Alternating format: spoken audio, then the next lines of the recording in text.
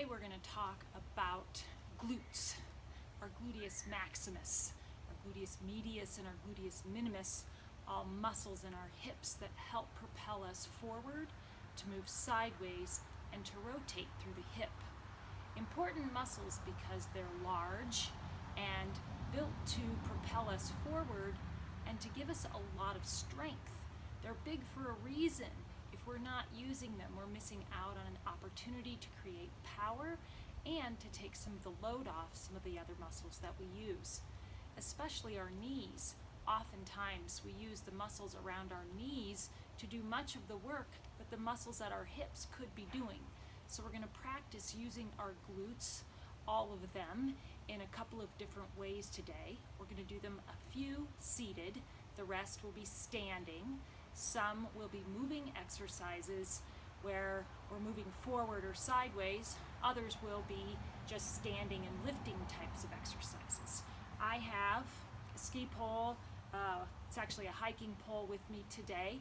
You can see that part of the strap is missing because on one of our backpacking trips this summer, a critter ate my straps off while I was asleep.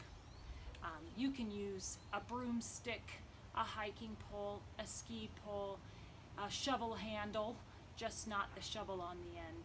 Anything that's long that will help us to see where we are reaching and give us something to hold on to. So I'm going to put this down for now, and we are going to start by scooting toward the edge of our chairs. The first thing that we're going to work on is just hinging at the hips and not moving through our spine. So we're going to put our feet a little bit further than hip distance apart, and we're going to practice just hinging forward, squeezing with your glutes to come back up. One of the things that our glutes help us to do when we're hinging here, squeezing to lift back up, is to take some of the pressure off of our low back. Oftentimes, if our glutes are a little bit lazy, we end up using our back to do our lifting when we could be using the strength of those large muscles in our hips. So let's practice. Spine is straight, hinging forward, squeeze and come up. Reaching forward, lifting up. So your spine should not be moving. If I were to hold my pole on my back, you can see that it's on the back of my head, in between my shoulder blades, and touching my base of my spine, my sacrum, at the back. So with all of these places intact, I can hinge forward and hinge back up. And last, trying to squeeze your glutes sometimes is a little bit confusing. Imagine your sits bones, which are the parts, the bony bits of your pelvis that you're actually sitting on. Imagine that you're trying to squeeze those two bones closer together. So I'm hinging forward, squeezing, and coming back up. You don't have to do this with the pole. However, it does make it easier to feel if you're rounding away. It's pretty easy to cheat on this and round forward and lift up. Now, there's nothing wrong with curling through your spine and rounding forward and curling back up if you know that works for you. It's different from what we're practicing today, which is hip hinging and using our gluteus maximus to lift. So, reaching forward, squeeze, and lift. Another thing that our glutes help us to do is to step sideways. In previous videos, we have done side stepping. So we can do that as a little bit of a warm-up in our chair. When we're seated, it's a little bit different. We're using our hip flexors to lift our leg up a little bit, which is fine because oftentimes that's what we have to do to step sideways over something. So we'll come to this again once we're in standing.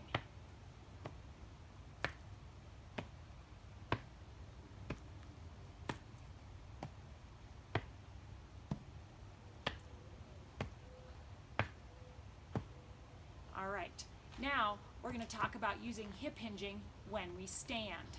So in order to get our weight forward when we stand up, we need to hinge forward at our hips, keeping our spine straight. If we allow our head to reach forward and we round through our spines, our heads become much heavier. Here and here is a lot more work on my spine than if I just hinge here and keep my head right there on top of my neck and shoulders. So to stand, what we're going to do, many people do this differently. You can cross your arms. I like reaching because reaching helps us to think about going forward. So we're going to reach forward. We're going to get our head in front of our knees. Okay, sometimes it's helpful to find a spot to look at. You can just put something on the floor or find something that's already there so that your focus is on that spot in front of your knees, reaching, hinging, then shifting your weight. I'm lifting my bottom up off the chair and shifting my weight forward and holding it there. I can come back and sit back down. Shift forward, push down through my feet and lift, lower back down and sit up. So we're going to practice this a few more times, just this far. Lift, lower, hinge up. Hinge forward, lift, lower, and back up.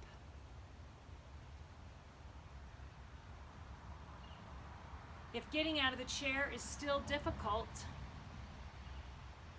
it's helpful to use a chair that's not quite so low. It might also be helpful to have something to hold on to in front of you. So you can do this in front of another chair or behind another chair. Have something in front of you that you can grab onto. Okay, now we're going to turn this into standing. So we're going to hinge forward, shift your weight onto your feet, push through your feet, squeeze with your glutes, and come up. So I'm using my joints as hinges at the knee and at the hip. When I sit back down, I'm going to reach my hips back behind me and do the same thing in reverse. So sitting is another exercise altogether. Standing uses your muscles one way, sitting uses them in another way. So we're going to practice both here by reaching forward, shifting weight, hinging up, and then reaching back, slowly lowering and sitting up, not plopping. So reach forward, stand, reach back, and sit. So we're going to do these for a little while. You can do them at your pace. You don't have to do them at mine.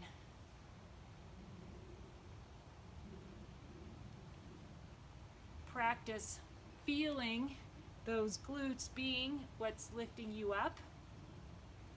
If you're not leaning forward far enough, then it tends to be more about your knees.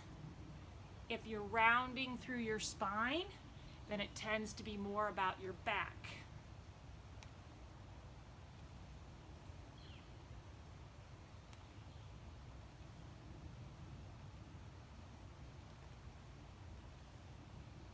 This is our last one, and we're going to stay standing. All right, the next thing that we're going to do is practice hip hinging. I'm going to turn my chair sideways so you can watch me do this as if I were going against a wall.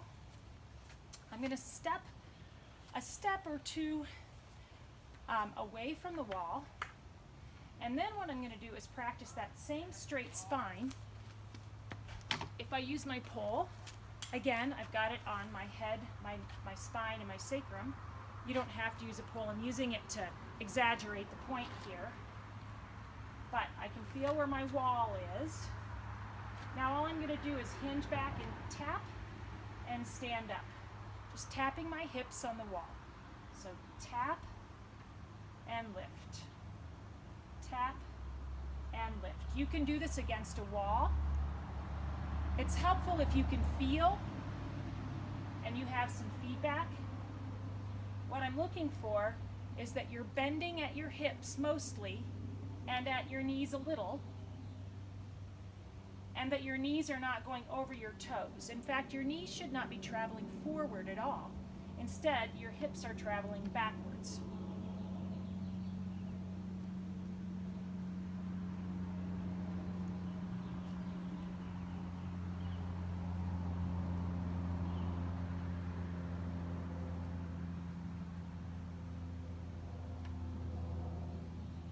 All right, now if we progress that and make it a little bit more real, because we don't oftentimes just tap our hips against the wall behind us, what it looks like, move the chair again here, is having your pole, stick, bar, whatever it is that you're using, feet are a little bit wider than your hips. I'm going to do the same motion. Hips are traveling backward. My pole is staying very close to my legs. It's coming down my shins. It's going to stay close as I squeeze my glutes and stand. This is a deadlift. If you've ever watched someone lift weights, sometimes they do squats for the lower body and sometimes they do deadlifts. Deadlifts are specifically for your low back, glutes, and hamstrings. We're really trying to isolate the gluteal part of this exercise. So we're going to reach your hips back, drag the pole down, squeeze with your glutes, hinge yourself back up. You can add a little shoulder blade squeeze at the top. That just helps with our posture. Reaching down, squeeze, and standing up. If you're feeling this more in your low back, we need to reset and try to find those glutes as you lift. So this should look very similar to what it looked like when I was sitting in the chair.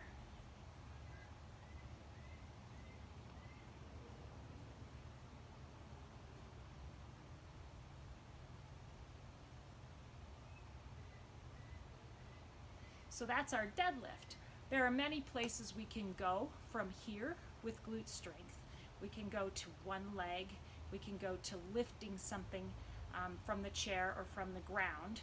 Right now what we're going to do is talk about lifting something. So if you have something heavy, I'm going to turn my chair around so you can see. And if I had something on my chair that I wanted to lift, then I would use the same motion. My hips are going to travel backward, not forward, and I'm going to pick it up, bring it close to my body, and stand. If it were a box, I would still try to come as close as I can, reach my hands forward, my spine is straight, my hips are traveling backward. I'm going to pick up my box, bring it close to me, squeeze my glutes, and stand up. So I can do the same thing trying to lift something from the floor. So if I had something all the way down on the floor that I wanted to lift up, I would again have my hips travel backward, reach my hands down, grab hold of my object, keep it close to my body, squeeze my glutes, and bring it all the way up. So that's just a brief bit about lifting. We'll do more about that later, but that's the hip hinging part of it and why learning to use our glutes is really important. Other standing things we're going to do today for your glutes are moving a little bit. So the first thing that we're going to do, I'm going to turn sideways so you can see better, is work on using your glutes when you're walking forward or upstairs.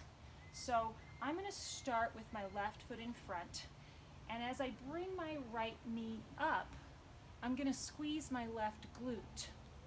So this is just an exercise in shifting my weight forward, squeezing and lifting the other knee. This would be a good time to have something to hold on to you so you can focus on the strength in your glutes. So shifting forward, squeeze, lift that knee. Shift, squeeze, lift. Shift, squeeze, lift. The other thing that part of your gluteal muscles are doing while we're moving ourselves is helping you to stay up on one leg. This doesn't have to be a balance exercise though. This can definitely be a holding on exercise while you're finding your glutes. We're going to do 2 more like this on this side.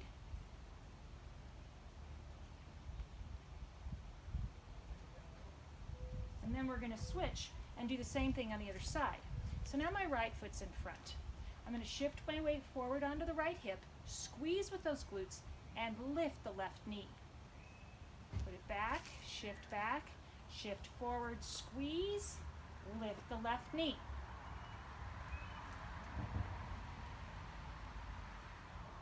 So this shifting can be walking forward. It can be walking up and down steps. My left knee's a little bit bent. As I straighten it, I'm going to squeeze that glute and lift that knee. That's a lot like going up a stair. Squeeze to lift.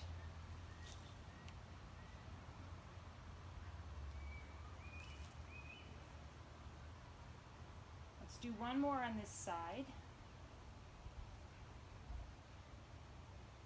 And lower down.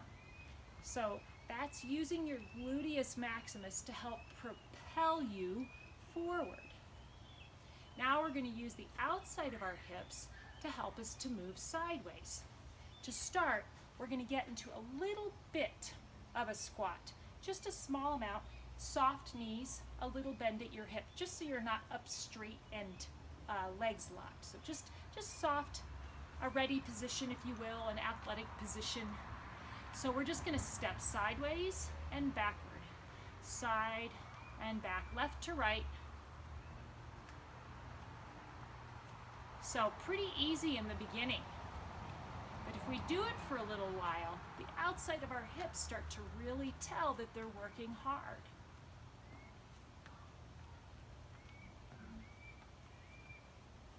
Things to watch while you're doing this. You don't want your knees to go over your toes, so I should always be able to see my toes. My hips are pointing backwards. I also want the front of my hip, my kneecap, and the middle of my foot to stay in one line. I don't want my knee to get ahead of my foot. I don't want my knee to lag behind. Instead, I want them all to travel together. My foot remains pointing forward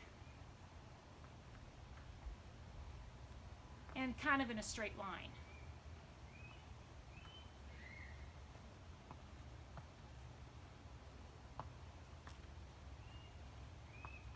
Something you can do if you want to make this a little bit harder is you can add a stretchy TheraBand if you happen to have one at home, or a piece of elastic around your feet. Now, I would only do that if you have a way to stay safe while you're doing it. You can work your hips plenty hard, just like this. All right, now hinge back up. Do a little shake, shake, shake, and let your hips take a little bit of a break. Another way that's a little bit more challenging even to do that same hip work on the outside, have something to hang on to. I'm not going to use my chair in front of me because I want you to be able to see what my feet and my hips and my knees are doing, but if you had something to hold on to, you could, and you would lift up and step over and lift up and step back as if you're stepping over a puddle or a dog or a cat or something in your living room. Up and over. How far you travel from side to side is up to you. My legs are long, so I can cover a lot of ground.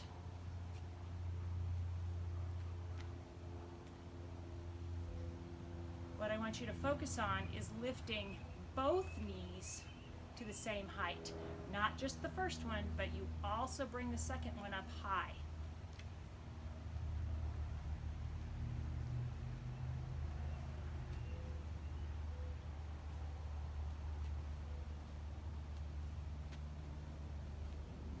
And then we'll come back to the middle.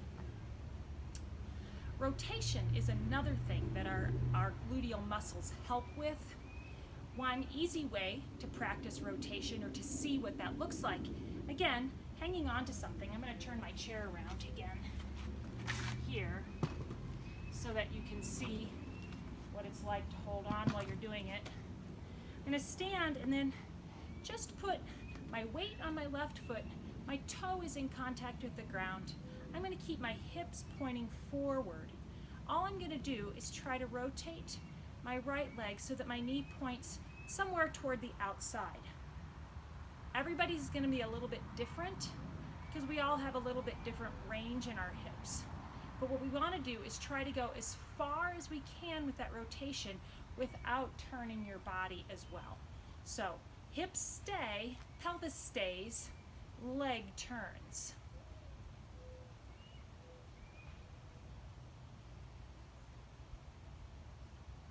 Now, we have to stay strong and long on the standing hip. When you get tired, this happens. No good. Up tall on that leg. This hip's working too.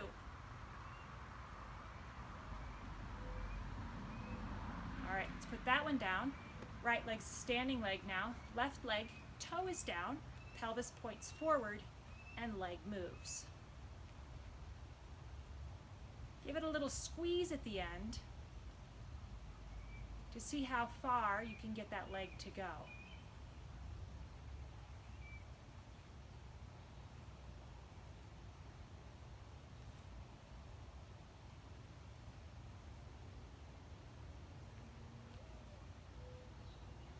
And then come back. So we've had forward motion, we've had sideways motion, we've had rotation. Your hips also help you, your gluteal muscles help you to go backwards. So we're going to try doing a backward step. We're going to step backwards and then shift your weight back. Come forward, bring your foot in. Let's stay on the same side. When I step my right foot back, as soon as that toe reaches back, I should feel that my right glutes are working to lead that foot behind me. So step behind. Doesn't have to be a big step. I'm not going very far. Otherwise, it ends up being a lot about my back. So squeeze that glute, toe down, shift my weight forward. I can actually use my left glute to bring me back to standing. Shift back, squeeze with the right side, and come forward. Sometimes it's kind of hard to isolate right from left glutes. If it works for you to try to focus on squeezing both of them, sometimes that's a good way to get started.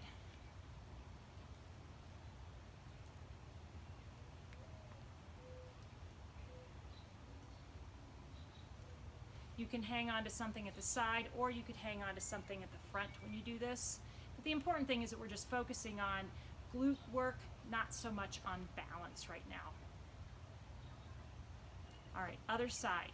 Stepping back now, I'm squeezing with the left side as I shift my weight backward. Shift forward, the right side works. Step and shift, and come back.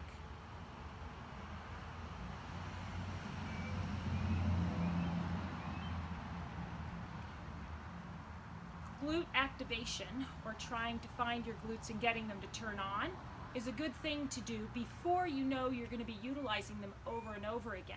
So if you're going to go out for a walk, this is something that you could do to try to make sure that your glutes are going to help you so that your back doesn't fatigue.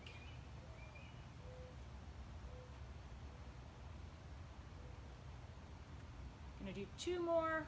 There's one, there's two, and back to center. We're going to finish with a calf raise, and we're going to have our heels together, toes are pointed out just a little bit, and you're going to squeeze your heels as tightly as you can as you lift up onto your toes. Again, you can hang on here. This is about squeezing as you lift. In order to keep your heels squeezing together, we have to use those parts of your glutes that rotate your hips.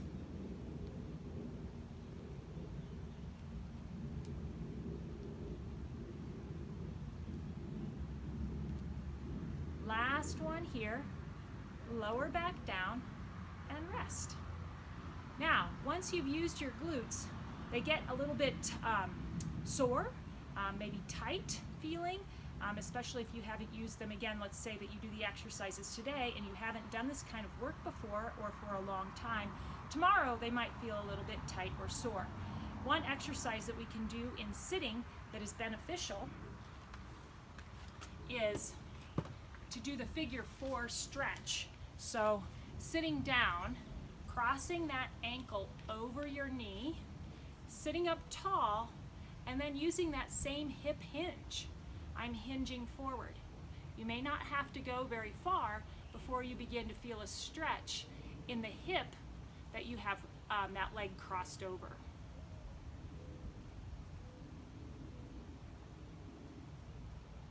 How long should you hold these stretches? 30 seconds is easy. You can go a little bit longer if it feels like you're still having some benefit. If you're using it as a way to warm up, shorter and more moving like stretches are better before we exercise. More longer sustained exercises have more benefit if we do them after we've been warmed up, so at the end of exercise. We're going to cross that leg, uncross, cross the other leg over. Again, sit up tall. You can use this elbow to help press that knee out a little bit, and then just hinge forward. Your hips may not go the same range on each side. Mine do not. You might feel more stretch on one side than you do on the other. You want to go into a point where it's moderate. You feel a little stretching, but no pain. If you know that it's not good for you to cross your leg like this, then we'll find another way for you to work on these stretching your gluteal muscles.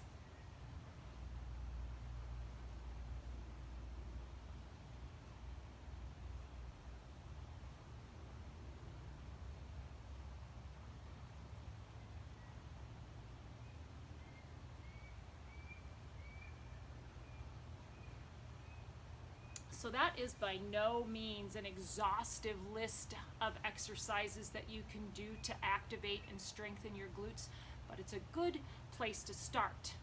We'll do another series another time. We'll also do some glute exercises that have us on the floor in a little while. So stay tuned for more glute exercises and more fun.